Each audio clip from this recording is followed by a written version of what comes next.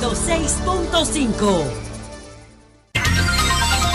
Bien, señores, vamos inmediatamente con el comentario de José La Luz. Adelante, José. Bueno, gracias, Julio. Bueno, saludos para todos. Miren, estaba escuchando las dos entrevistas, participé en la de Neney, pero no participé en la del ministro de Obras Públicas, aunque estaba aquí escuchándolo en la cocina. Y él dijo algo que a mí me llamó la atención sobre el puente flotante. Que lo quieren quitar. Fíjense, señores, yo le voy a decir algo. Cambiar. Sí, sustituirlo. Exacto. Si este fuera un estado organizado en data, sí. Yo digo que cuando abordo el tema de la seguridad, yo digo que para mí la Oficina Nacional de Estadística es tan importante como la policía para gestionar la seguridad. Y no solamente la seguridad, es que Yuval Harari, el judío, que es una sensación a nivel intelectual en el mundo entero, Yuval Harari dice que la religión del futuro es el dataísmo. ¿Y por qué? ¿Qué es lo que él quiere decir con esto? Quizás sea una hipótesis muy tremendista. Yo no creo que la religión del futuro sea el dato. El dato siempre va a ser un insumo.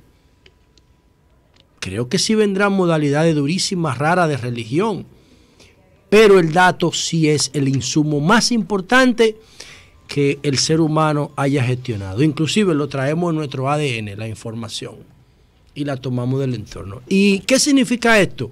Por eso yo digo que la Oficina Nacional de Estadística debería ser tan importante en la planificación de la seguridad como la Policía Nacional. Porque sin información no podemos planificar nada, ni tomar decisiones de nada. Y la Oficina Nacional de Estadística está basada en estadística, pero ya vamos por la era del dato. Son cosas distintas. ¿Qué son cosas distintas? Entonces, nosotros tenemos que relanzar la Oficina Nacional de Estadística para que empiece a medir el comportamiento de una sociedad que se mueve diario. No se mueve cada 10 años. ¿No sería mejor un sistema nacional de estadística? Sí, eso es.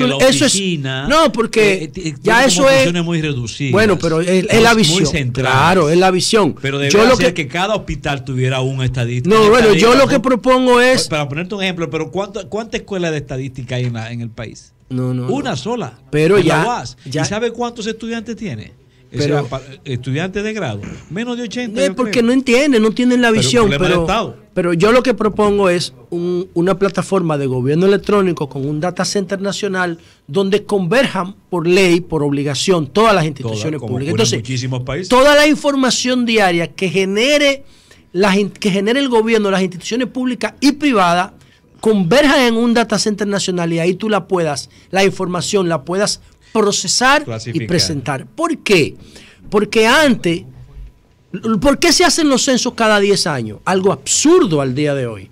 Porque antes las sociedades industriales no se movían con frecuencia, eran contemplativas, los procesos duraban mucho tiempo. Como por ejemplo el paso del disco de plástico, el disco, el long plane que usábamos antes, al cassette. ¿Cuánto duró? Casi 70 años para moverse. Pero el cassette al CD duró 15 años. Del cassette que se descubrió, se elaboró en los 70, al disco compacto que crearon los holandeses en el 85, fueron 15 años.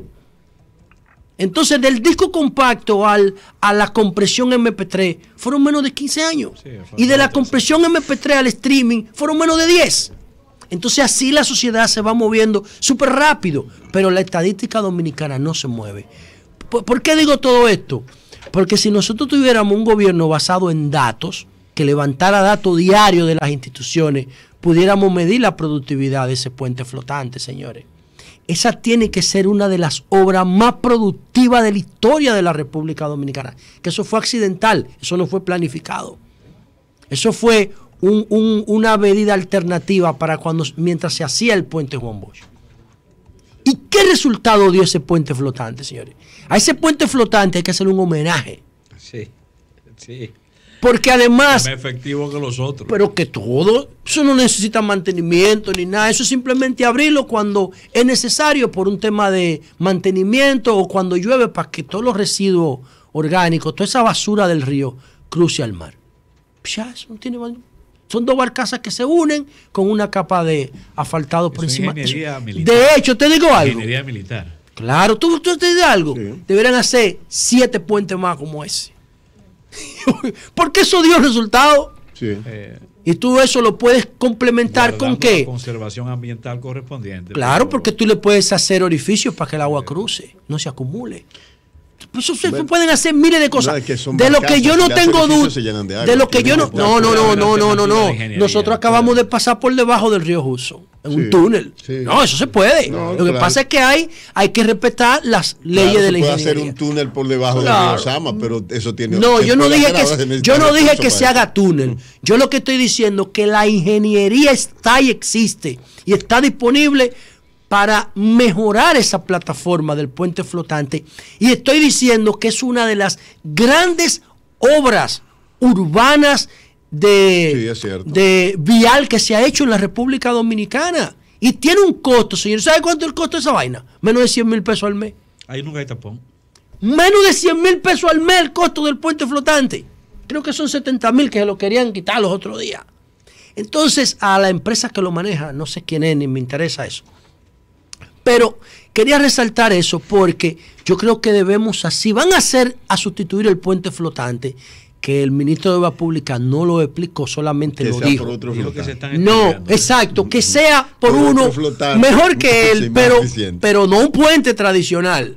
No, Porque no, los puentes tradicionales salen súper caros, duran años en construcción y el mantenimiento es enorme.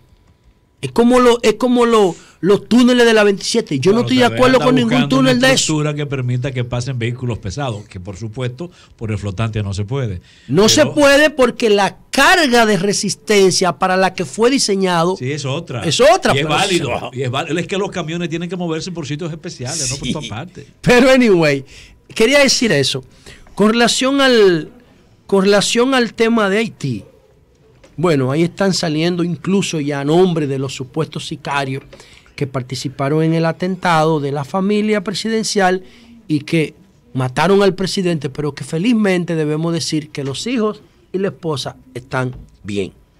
No, Entonces, la esposa está hospitalizada. Bueno, pero está Sí, viva. también, No pero murió, viva, no murió, es decir, lo no que está quiero bien. decir. Exacto, Pero lo que hay quiero decir es que no que murió. aunque ella recibió, fue Exacto. agredida, está Entonces, está Todavía viva, viva. que ya Grave. es una ganancia. Grave. Ojalá que pueda superar ese desafío de salud. Entonces, lo que tenemos es ese ataque que obviamente tiene que tener una autoría intelectual porque esos tipos no, esos mercenarios A no un van. presidente. A un presidente no lo van a llamar. Porque que no es Haití, diga, no, eso no importa, eso es Es un Haití. presidente. No, es que en términos políticos mundiales se trata de un presidente. Entonces- y eso es un riesgo para cualquier presidente del país del mundo. si se establece como un mecanismo político Sí. de solución. Uno supone Es que peligrosísimo. esto empezó con lo de febrero, donde debían cumplirse los 4 años de Jovenel Moïse, cuando él denunció un golpe de Estado en su contra con el tema este del juez de la Suprema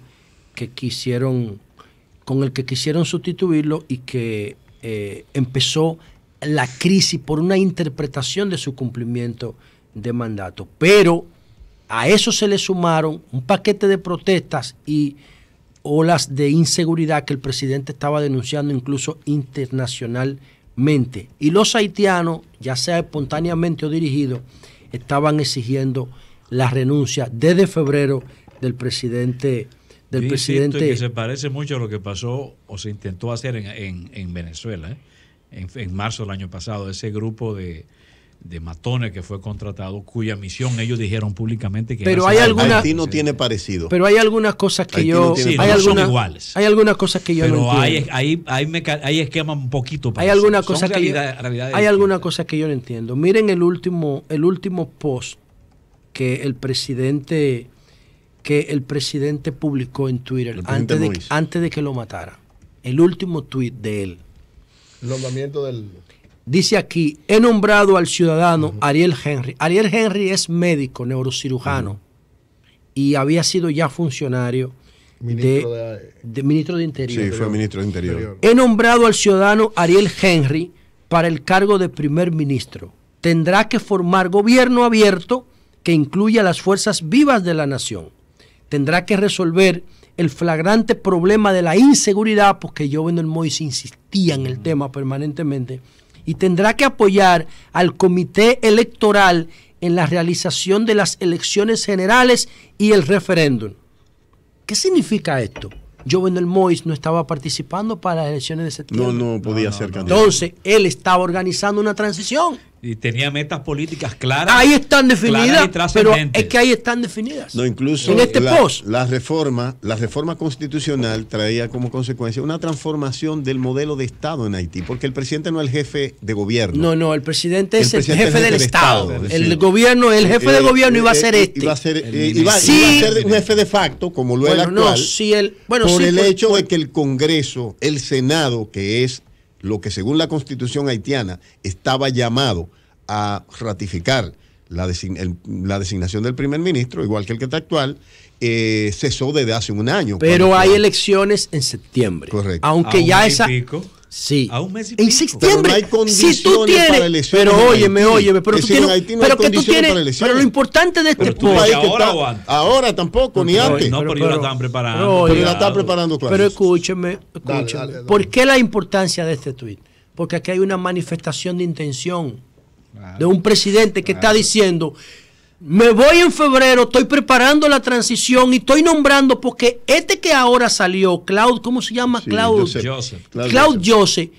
Dice hoy Ariel Henry que Claude Joseph no es el primer ministro haitiano. Sí, exacto. Ahora hay una contradicción. Porque él... El que está a cargo es Joseph. Sí, porque todavía no ha asumido. Vamos, ninguno de los dos son legítimos. Ninguno de los dos. Eso genera un vacío de poder.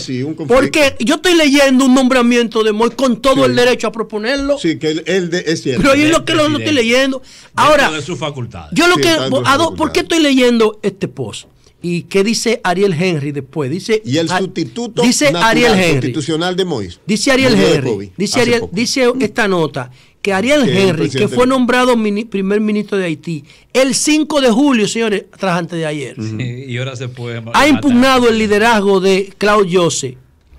Claro. Dice él que ahora se divide un poco más. Dice Ariel Henry que Claude Joseph no es primer ministro, que es parte del gobierno, pero que no es porque el primer ministro también, creo que de Relaciones Exteriores. Sí, a la vez al mismo tiempo, ese Joseph. Sí, entonces él dice que no se había pronunciado porque no quería echarle aceite al fuego, pero que hay que resolver la situación con Joseph porque él no lo reconoce como primer ministro de Haití, porque recibió un nombramiento, una propuesta de nombramiento. Sí, no, el nombramiento que debía ser ratificado por el Tribunal de Casación en caso de ausencia del Senado, o por el Senado, que en este caso no existe. No existe. El Tribunal de Casación no puede sesionar porque el presidente que debía ser constitucionalmente el que sustituyera a Moïse murió de COVID hace poco y se descuadró con el tema de la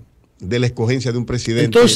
Entonces, hay que ver aquí cuáles son las razones que mueven este atentado contra la presidencia haitiana.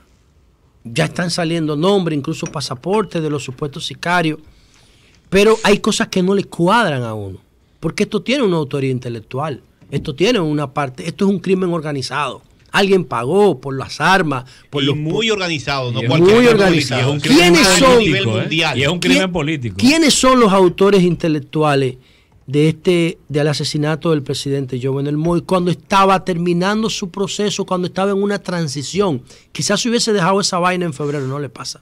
Mira, ahí hay un dato interesante que los mismos asaltantes dan de antemano cuando ellos dicen esto es un asunto de la DEA. Sí. Que quieren es una fachada, dar la orientación de que algo pero además no es político. Pero además hay cosas que a mí no me cuadran de los mismos mercenarios. Y voy a llegar ahora. ¿Por qué matar, repito, a un presidente que estaba organizando una transición en su país, que iba de salida ya? Exacto. Para crear una crisis. Había intención de crear una crisis para tratar de pescar en ella, porque no tiene sentido la muerte de Jovenel Moïse. Esa es mi hipótesis también. Partiendo de una línea de análisis lógica, porque pueden haber ahí otros intereses que nosotros no sepamos. ¿Por qué la seguridad de Jovenel Moïse no opuso resistencia? Exactamente. ¿Por qué? O no tenían o no funcionaron los anillos de seguridad. Pónganse a ver una serie de narcos, de cualquier narco chatarra de esos colombianos. Tienen 5 anillos de seguridad. 5. 1 por kilómetro. Y ese anillo por kilómetro equivale y es proporcional a un plan de escape para ellos cogerle 5 kilómetros de distancia a la policía. Entonces yo he ido a Petionville, he estado varias veces en Petionville. En Petionville es que está la embajada dominicana. Que yo no sé para qué hay que ir en helicóptero a buscarlo, porque está a 5 kilómetros de la frontera. Pues tú coges y hay un corredor de seguridad. ¿Qué es un helicóptero? ¿A dónde? En Petionville. ¿Dónde? En Petionville, a Jimaní, sí, 5 kilómetros o menos. No son 5 kilómetros. Claro que son. Bueno, primero revisa y segundo, no hay ningún corredor de seguridad. Y no hay corredor de seguridad. No. Lo que yo te quiero decir es que esa vía que está ahí, para llegar de Jimaní a Petionville, era la que usaba la MINUSTAH. Pero Henry, pero cuando estaba la MINUSTAH era que tú estabas allá. Ve ahora. No, ninguno hemos ido ahora. Lo que te quiero decir es... José, ir al aeropuerto de Puerto Príncipe. Petionville, miren, en Petionville está la embajada canadiense. En Petionville están los principales hoteles. En Petionville están las residencias de todos los ricos. No, Petionville parece un sector clase media de rico de República Dominicana en gran parte. Y donde está la embajada, eso parece nítido, está todo nítido. Sí, en Petionville es que está la embajada. Lo que yo digo es que... Tiene un hotel al frente ahí. Ese hotel se cuarteó todo con el terremoto. No, hay un hotelito. Era un Sheraton, se cuarteó todo, igual que la embajada, se cuarteó todo. Lo que no se cuarteó fue la embajada de Canadá, que no le pasó nada. Para nosotros yo no sé cómo no se cayó. Ahí era que nosotros teníamos el campamento. Entonces, ahí hay una sola entrada, es una sola calle. La que sube para Petionville es una sola, no hay más. Sí. ¿Cómo es posible que ahí no hubiera seguridad si el presidente estaba adentro? Si el presidente vivía diciendo que no había seguridad en Haití. ¿Cómo es posible que en la entrada del perímetro donde él vivía no hubiera seguridad? Yo estoy diciendo que es una sola calle. Y a esa hora. Y además una caravana de vehículos. Esa es otra de las preguntas que uno se hace. Porque la seguridad del presidente estaba comprometida con lo que estaba pasando. Si llegaron y dijeron que era de la DEA, con una loja. Pero qué DEA, oye. A esa hora, además. Pero además, ¿qué DEA de qué? En la casa del presidente, ¿qué DEA de qué? Sí. Nah, eso dime, ¿por qué era un narcotraficante que estaban buscando? Inicialmente. Entonces, otra cosa que yo me pregunto. Mira esto que me van a decir, José. Nos dice que 5 de los estadounidenses arrestados con armas pesadas en Haití el domingo, junto con los serbios Danilo Bajail, son ex agentes del FBI, marines y zorros. Sí, ahí están. Son mercenarios. Son mercenarios. Que trabajaron durante el servicio en Irak y Afganistán. Son mercenarios. Son contratistas, trabajan para empresas contratistas de mercenarios. Eso lo hace Estados Unidos y sobre todo lo hace la CIA, que contrata esos mercenarios. Eso es para liberar al gobierno de responsabilidad. Otra cosa, esos tipos son mercenarios, son profesionales, todo lo que ustedes quieran. ¿Y por qué en vez de llevarse esos tipos secuestrados no lo mataron? Porque los profesionales no están inventando, no están pensando en derechos humanos. Tú dices secuestrado. Hoy no se le llevaron 3 policías secuestrados. Eso también. Dime, eso a mí no me cuadra. A mí, pero qué protección de que esos tipos profesionales no te arman un operativo sin una ruta de escape, mi hermano. Una ruta no, 2 y 3. Es que eso es del más alto nivel mundial, señor. Pero es que eso es lo que hay cosas a mí que no. Otra cosa. Un vecino lo grabaron a ellos. Sí. Y no le tiraron. Dime. Hay cosas, honestamente. Identificables. Hay cosas, honestamente, que a mí. Y en la casa del presidente no había cámara de seguridad. Sí, exacto. Porque lo está grabando, la grabación se ve de un vecino. Y distante. Entonces en la casa del presidente no había cámara de seguridad. Seguro todo eso se tiene, no ha salido todavía. O se lo llevaron ellos. Bueno, se supone que si tenían informante interno. Otra cosa. Hay un mercado de empresas de seguridad privada muy fuerte por la necesidad. Bueno, otra cosa. Esos mercenarios no tenían un plan de escape. ¿Quién le dio los vehículos? Esos vehículos que se ven en el video tienen identificación en Haití. En Haití no todo el mundo que tiene una jipeta así. ¿Quién le dio los vehículos? ¿Cómo metieron las armas? Toda esa vaina a mí, honestamente, no me cuadran. ¿Y qué es lo que a mí no termina de cuadrarme? Están matando a los sicarios. Están matando a los mercenarios. Están rompiendo el vínculo de los operativos con el hecho para que no se llegue a la autoría intelectual. Para que no se llegue a la parte organizativa, a lo que pagaron y contrataron a estos tipos. Entonces hay que averiguarlo, señores. Porque estamos hablando de la muerte del representante de más de 11 millones de personas. Uno de los pocos presidentes que fue elegido legítimamente. Creo que Aristí fue el primero en el 90. Sí. En la historia de Y por último, señores, para terminar, le voy a hacer una pregunta a ustedes y le voy a proponer al programa que hagamos una encuestita después de los comentarios. ¿Ustedes creen que con el discurso de anoche del presidente Abinader se desactiva la marcha del día 15 contra el toque de queda? Porque aunque el plan de flexibilización plantea una escala de desmonte, si se consigue el umbral de vacunación, no se elimina el toque de queda si no hay un umbral. La eliminaron en las redes. ¿El qué? Sí, la marcha, claro. Se desactivó. Sí, se desactivó. Entonces, no sé si es verdad, pero vi ahí no se desactivó y varias de la desconvocan. Sí, hay que ver si es cierto. Entonces, yo tampoco veía problema en la marcha. Si la gente quiere manifestarse, no, pero eso lo único que hace es promover el contagio. Es decir, eso es irresponsable. Soy irresponsable. Claro que es irresponsable. Bueno, entonces el discurso del presidente, el discurso del presidente desactiva la marcha, la desmonta. Porque carece de sentido después de lo que le explicó. Si no se desactiva, le da un duro golpe. Claro. No, es que ya no debe hacerse. Al menos las asociaciones de el presidente mostró una actitud de quitarlo. No de una vez, pero mostró una actitud de quitarlo. Porque hay un problema. Lograron lo que ellos querían. No, y además lograron lo que la mayoría quiere, que es la venta de romo hasta las 12 de la noche. ¡Cambio fuera! Eso es lo que quieren.